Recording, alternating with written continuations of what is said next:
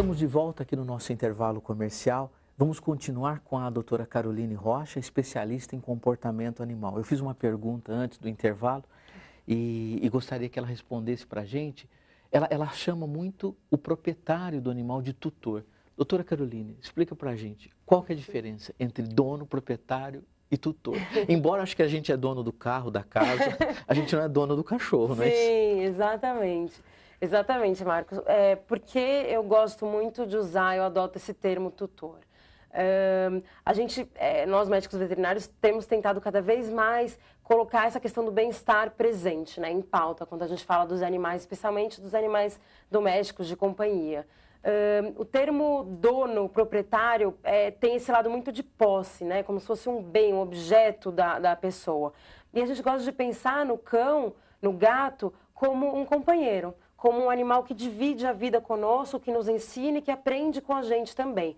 Então, eu gosto de usar esse termo porque deixa mais clara essa questão de companheirismo, de ensino, de aprendizado, e eu acho que as palavras têm um poder muito forte. Então, eu acho que a gente mudando esse vocabulário, a gente pode mudar alguma coisa na mentalidade também das pessoas.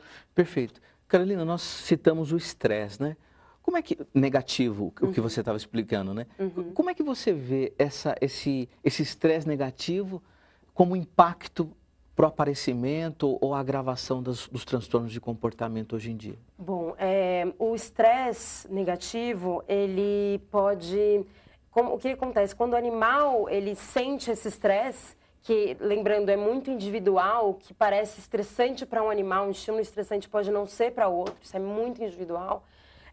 Ele pode, quando ele está numa situação estressante, ele vai ativar certos centros de resposta ao estresse. E esses centros, eles liberam certas substâncias, noradrenalina, adrenalina, hormônios, e essas substâncias podem ter consequências muito grandes para o animal. Então, ele pode alterar comportamento, deixar o animal mais irritado, mais hiperativo, ansioso.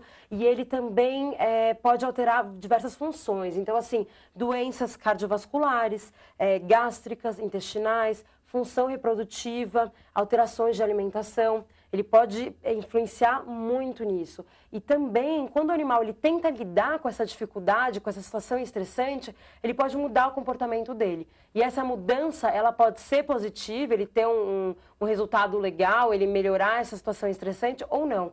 E quando não melhora, pode trazer consequências muito graves para o animal. Quais são os principais transtornos de comportamento que você atende no seu dia a dia? Os principais transtornos que os mais frequentes, né, que a gente vê atendendo cães, a gente pode pensar muito em agressividade, diversos tipos de agressividade, cão que morde muito, então aquela mordedura que destrói, a destruição de objetos na casa, de brinquedos. Também eliminações, então cocô e xixi fora do lugar, em local inadequado. Vocalização excessiva, que é latir excessivamente, né?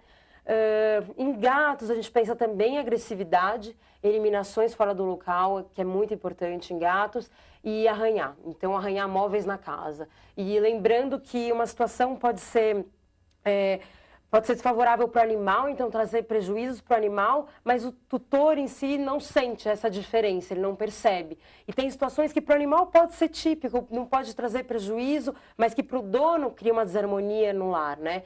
Então, por exemplo, um cão que faz cocô e xixi na cozinha da casa. Para o cão, é um comportamento normal, ele está fazendo xixi, é normal. Agora, para o tutor, isso pode trazer uma grande desarmonia no lar. Então, a convivência entre eles pode ser muito difícil. Isso a gente tem que estar sempre pensando. Perfeito. Doutora Carolina, com relação aos transtornos humanos, qual que é a relação entre os transtornos do animal e os transtornos do homem? Como veterinário clínico, o que eu observo é assim... cliente ansioso, ou tutor ansioso, cachorro ansioso. Tutor calmo, cachorro calmo.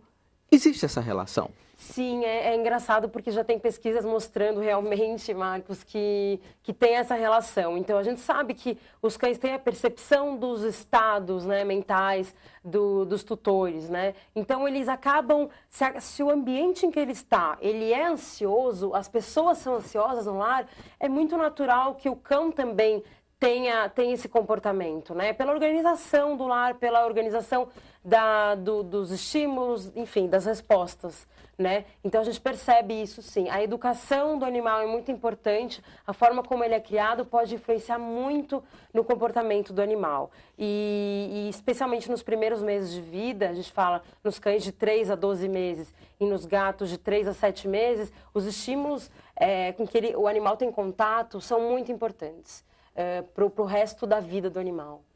E com relação à prevenção, já que você citou, eu acho que a gente tem todo o interesse em fazer com que o animal não adoeça, né? A medicina, no geral, ela trabalha de uma forma inteligente com a prevenção. Quais as dicas que você dá para um tutor de cão ou de gato para que não tenha que te procurar?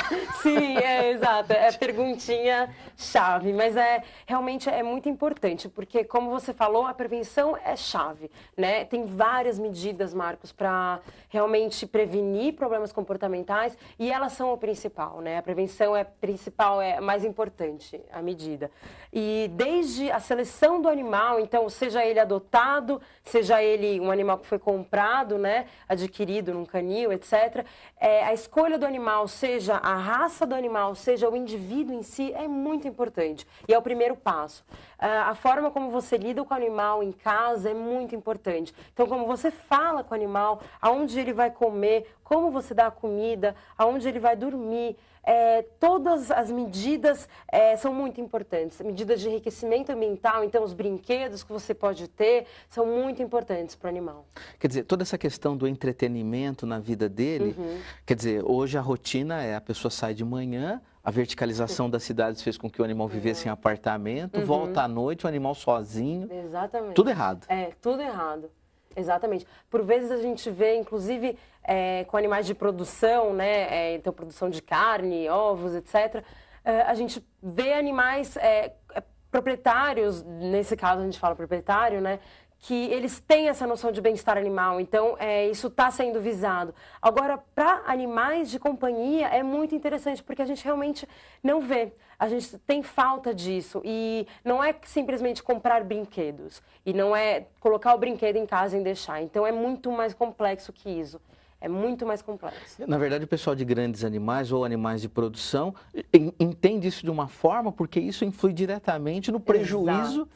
Ou não que ele vai ter, que ele pode ter, não é isso? É muito mais objetivo, né? Objetivo. Ele tem um retorno financeiro disso, a gente não. E muitas vezes a gente não percebe os sinais comportamentais que os animais estão tentando passar. Então, certos sinais de estresse, de dor, a gente não percebe. Porque a gente realmente tem que conhecer o assunto, né? O animal não fala como a gente, né? Então, não é tão nítido, né, doutor? Agora, e essa questão da sua graduação? Você, de médica veterinária, vai ser psicóloga. Como é que você viu essa necessidade? Que ano você está no curso de graduação? Olha, Marcos, eu estou começando o 2º ano. Na verdade, eu comecei o meu mestrado em psicologia lá na USP, no mesmo ano que eu comecei a graduação em psicologia na PUC.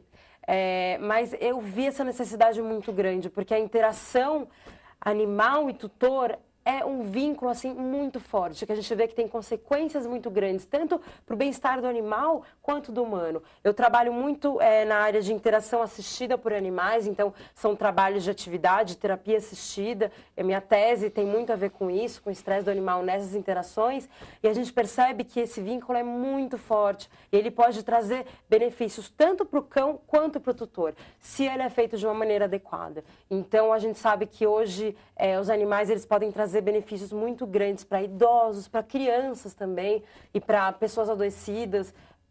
Assim, a gente tem resultados específicos de hormônios, de alteração hormonal relacionados ao bem-estar, tanto de um quanto de outro. É a utilização do animal na terapia. Exato. Nas terapias. Exatamente. Para o homem, são benefícios para o homem. Então, desde o animal interagindo em hospitais, em clínicas, ou seja, em terapia mesmo, com psicólogos mesmo. E é uma coisa que é interessante porque no Brasil ainda está relativamente no começo, tem que ser muito, muito bem estudado, porque são situações críticas para o bem-estar do animal, mas fora do Brasil já é uma coisa mais estabelecida. Quer dizer, aqui comportamento está engatinhando, ou não?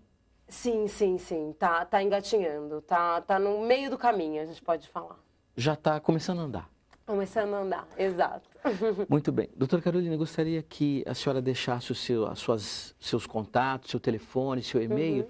Caso os telespectadores da TV Mundi, do programa Mundi Animal tenham, eles entrarem em contato com você. Claro. Eu tenho um site, ele está ainda começando a funcionar, daqui a umas 2 semaninhas, que é www.carolinarrocha.com.br. Tem também o Facebook, que eu sempre posto informações 4 vezes por semana, que é o facebook.com/Carolina Rocha Comportamento. E tem também o meu telefone, que é 99953-9409. E o meu e-mail, que é contato@carolinarrocha.com.br. Mas vou gostar muito de ouvir vocês. Excelente. Quero te agradecer a participação aqui no nosso programa Mundo Animal. Muito obrigado e parabéns pelo seu trabalho. Obrigada a você, Marcos. Muito bom. Não falei que o assunto era interessante? Pois é, nós tínhamos pelo menos mais umas 20 perguntas para fazer para a doutora Caroline. Caso você tenha uma sugestão de pauta, uma crítica, mande um e-mail para mundianimal@tvmundi.com.br. Até o nosso próximo programa.